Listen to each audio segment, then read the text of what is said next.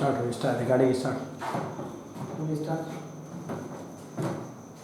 नमस्कार साथियों, मैं मंगलेश्वर बीपी कंपटीशन एकेडमी के यूट्यूब चैनल पर आप सभी का स्वागत करता हूं। तो निवेदन करता हूं आप सभी जुड़ जाइए। क्लास अच्छी होने वाली साइंस की क्लास है, आप कवर करिए। इसमें मैंने एक टॉपिक लिया है पाचन तंत्र। ये हमारा मानव शरीर की संरचना में एक टॉपिक है पाचन तंत्र, जो बहुत उपयोगी होता है।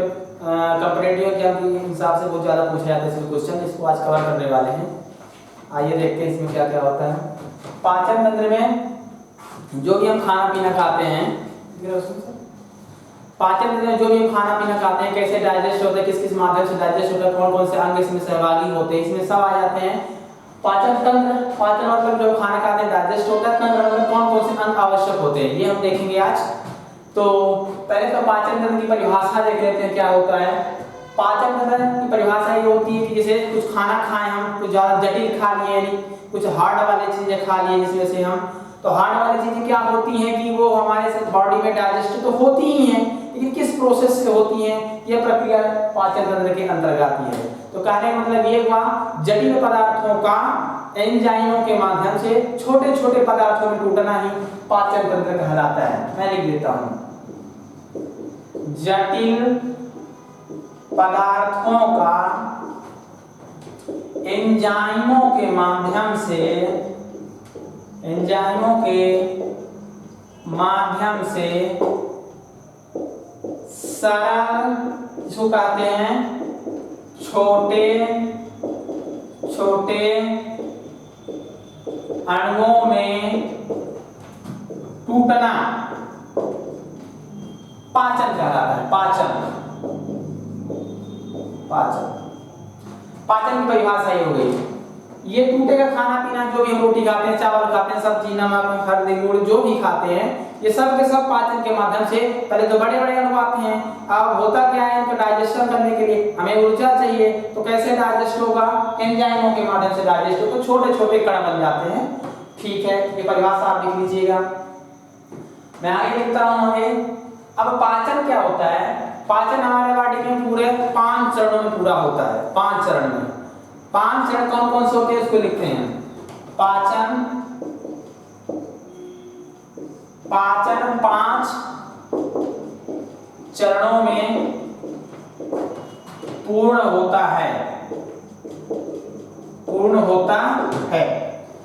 वो चरण कौन कौन से हैं मैं लिख देता हूं। पहला चरण है अंतः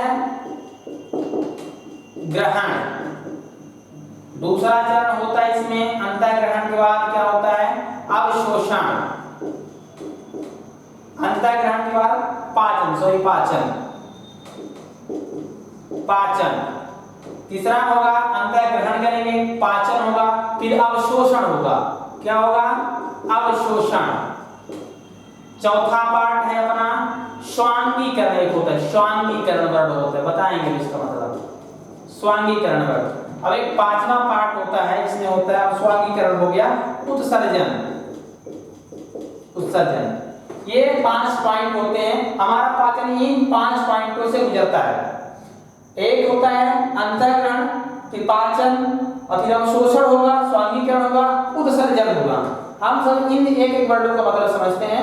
अब आप इसको लिख लीजिएगा ब्लॉक करके, मैं इसको मिटाता हूं।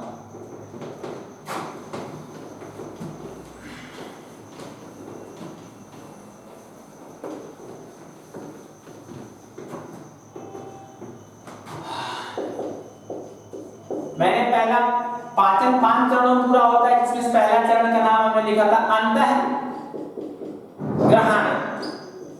अंतः ग्रहण क्या होता है, जैसे कि हम खाना खाते हैं, कुछ भी खाना बना, सब्जी, रोटी, चावल, दाल, कुछ भी हुआ, हम ग्रहण सबसे पहले कहते हैं, मुंह से करेंगे, मुंह से तो करेंगे भाई। तो ग्रहण, इसमें भोजन को, जब हम भोजन का ग्रहण करते हैं, जब हम भोजन ग्रहण करेंगे तो ये प्रक्रिया क्या कहलाती है, अंतः ग्रहण कहलाती है। अंतः ग्रहण, ठीक है। दूसरा पार्ट हमारा क्या होता है, पाचन। वो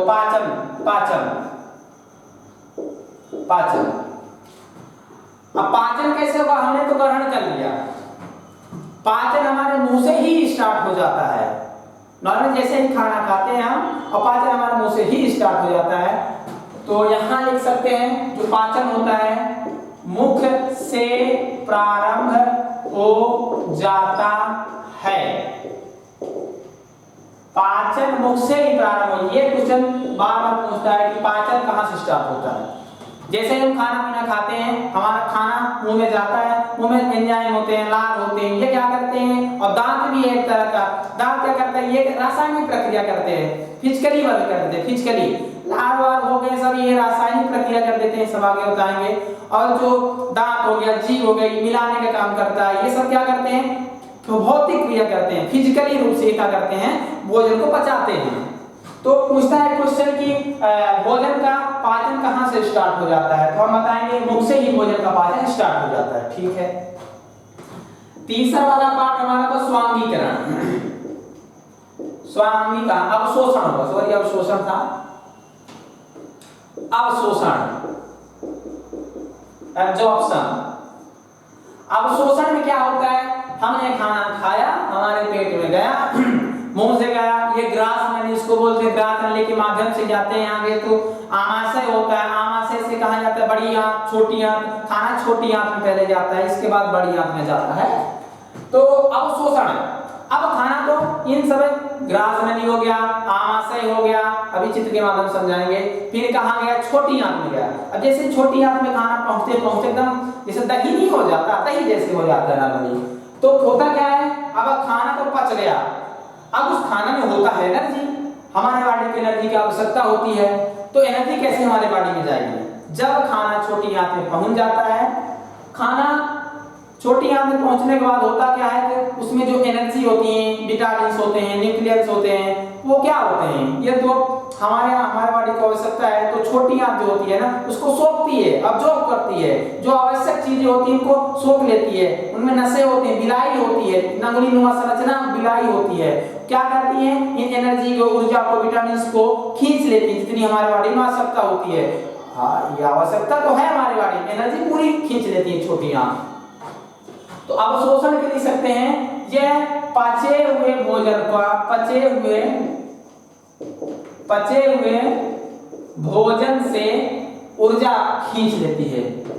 ऊर्जा हो गया, विटामिन्स हो गया, जो भी खाए जाते हैं, अम्ल हो गए जैसे टमाटर, दही, ये सब खाते हैं, इमली, पानी तो नहीं आया मुंह में, इमली, ये सब क्या करते हैं, जो अम्ल होते हैं इनमें, तो ये अवशोष कर लेती है, मतलब अवशोषण कर लेती है। कौन अवशोषण कर लेती है, छोटी आंत, छोटी आंत। ये भोजन भाई अवशोषण के लिए छोटी आंत में ही जाना पड़ेगा।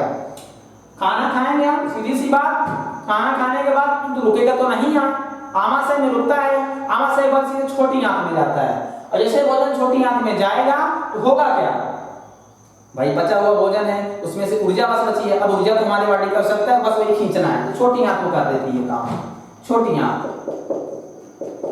छोटी आंत पचे हुए भोजन से जो ऊर्जा, विटामिन्स होती है, उसका अवशोषण कर लेते हैं, खींच लेती है। ठीक है। अब खींच के ले जाएगी कहां साहब, खींच के वहां ले जाएगी हमारे बॉडी में जहां एनर्जी की आवश्यकता होगी। जैसे माइंड चला रहे हैं, दिमाग चला रहे हैं, हाथ चला रहे हैं, पैर चला रहे हैं, आंखें चला रहे हैं, मुंह चला रहे हैं, तो होगा क्या, हमें यहाँ एनर्जी की आवश्यकता है।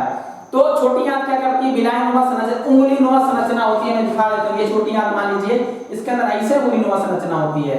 यही क्या करते हैं, उंगली नुमा संरचना होती है, यही पचे हुए भोजन यहाँ जाता है। तो उंगली नुमा संरचना छोटे छोटे छोटे, जैसे आप देखे होंगे वहां सूजी टाइप के यहाँ कण लगे होते हैं, नॉर्मली।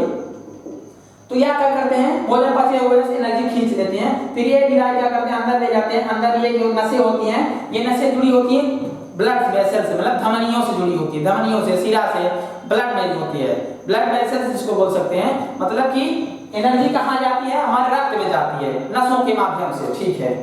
अब बाबा एनर्जी तो गई हमारे वहाँ ब्लड में, ब्लड क्या करेगा, ब्लड सीधी सी बात हमारे बॉडी में पैर से लेकर सिर तक पूरा सर्कुलेशन करता है, दिन भर ऊपर नीचे अप डाउन करता है।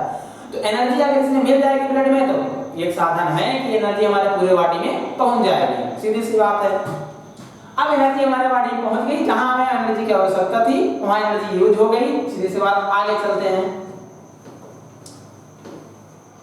अब क्या होता है, चौथा पॉइंट स्वांगीकरण। स्वांगीकरण, स्वांगीकरण क्या होता है इसमें नॉर्मली होता यह है कि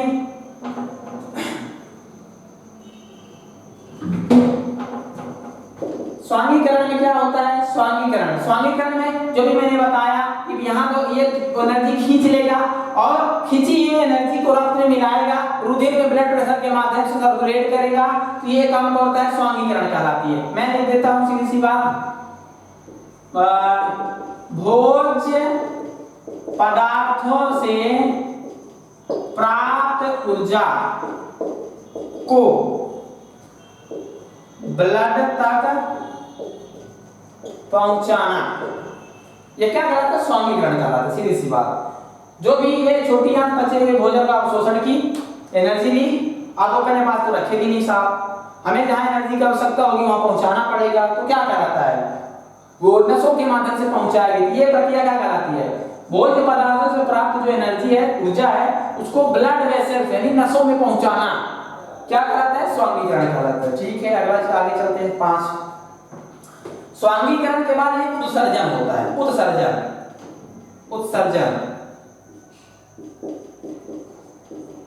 उत्सर्जन क्या होता है, देखिए हमने एनर्जी ले लिया, अब तो खाना तो बच गया कुछ मात्रा में, बचा हुआ खाना होगा क्या, बचा हुआ खाना जो अपशिष्ट के रूप में होगा, एनर्जी की आवश्यकता नहीं होगी, उसमें क्या होता है, बड़ी आंत में चला जाता है। बड़ी आंत में जाने के बाद क्या होगा, तो अपशिष्ट है, उसका कोई काम ही नहीं है। ठीक है सर, अवशिष्ट है, उसमें कोई काम नहीं है, वो मल के रूप में अपशिष्ट पदार्थ को बाहर चला जाता है गुदा के द्वारा। तो उत्सर्जन मतलब किसी चीज का बाहर निकालना होता है। जैसे इसमें लिख सकते हैं हम अवशिष्ट पदार्थों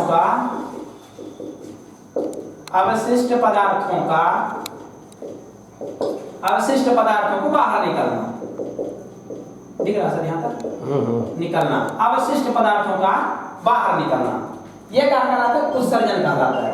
ठीक है, अवशिष्ट पदार्थों, अब आगे चलते हैं। याद रखना, पाचन 5 चरणों में पूरा होता है। पहले अंतःग्रहण मतलब भोजन का ग्रहण, ठीक है, जो खाना खाते हैं हम। एक होता है पाचन में होता क्या, मैंने खाना खाया तो मुंह में गया, मुख से ही पाचन स्टार्ट हो जाता है, ये प्रक्रिया कहलाती है पाचन। आगे चलते हैं, तीसरा पार्ट में होता क्या, अवशोषण। अब जो बचा हुआ भोजन है वो होता क्या है, उसमें एनर्जी होती है, उसका अवशोषण होता है। कौन करता है, छोटी आंत करती है, यह अवशोषण कहलाया, स्वांगीकरण है। अब हमारी एनर्जी, छोटी आंत जो है एनर्जी का अवशोषण कर ली, अब हमें ब्लड तक पहुंचाना है। कैसे एनर्जी को, वो एनर्जी क्या करेगी, एनर्जी का होता है हमें ब्लड तक कौन पहुंचाता है, छोटी आंत की नसों के माध्यम से पहुंच जाता है। यह प्रक्रिया स्वांगीकरण कहलाती है। उत्सर्जन क्या होता है, ये बात याद रखनी है, जो भी हमारे खाना खाएं उसे एनर्जी अवशोषित हो गई, बचा हुआ जो पदार्थ होगा जो हमारी यूजेबल नहीं होगा वो बाहर हो जाएगा, वो प्रक्रिया उत्सर्जन कहलाती है। ठीक है, आगे चलते हैं।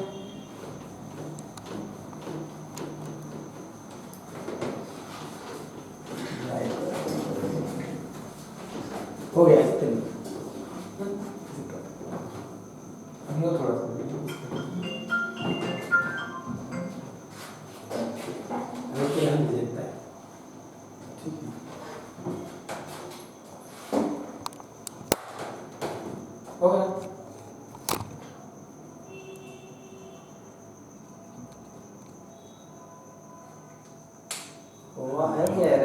थोड़ा सा है, तो है